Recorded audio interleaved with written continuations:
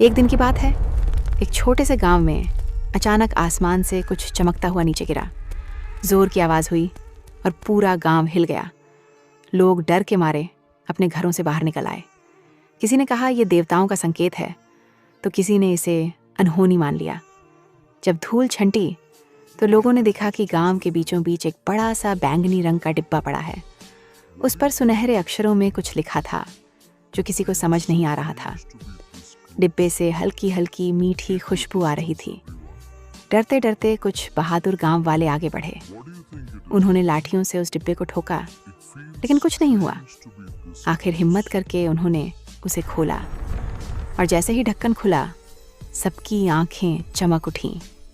अंदर ढेर सारी चमचमाती हुई डेयरी मिल्क चॉकलेट्स भरी हुई थीं। इतनी सारी चॉकलेट्स कि पूरे गांव के लोग खा सकते थे। शुरू में लोग डर रहे थे, लेकिन एक छोटे बच्चे ने हिम्मत करके एक चॉकलेट उठाई और खा ली। उसके चेहरे पर मुस्कान आ गई। उसने कहा, ये तो बहुत स्वादिष्ट है। बस फिर क्या था? धीरे धीरे सबने चॉकलेट खाना शुरू कर दिया। पूरे गांव में खुशियों की मिठास फैल गई। लेकिन कुछ ही दिनों बाद गांव में सूखा पड़ गया। खाने के लिए कुछ नहीं बचा। लोग फिर से परेशान हो गए। तभी वही बैंगनी डिब्बा अपने आप चमकने लगा। गांव वालों ने उसे खोला तो हर बार उसमें से नई नई चॉकलेट्स निकलने लगीं, जैसे वो डिब्बा कभी खाली ही नहीं होता।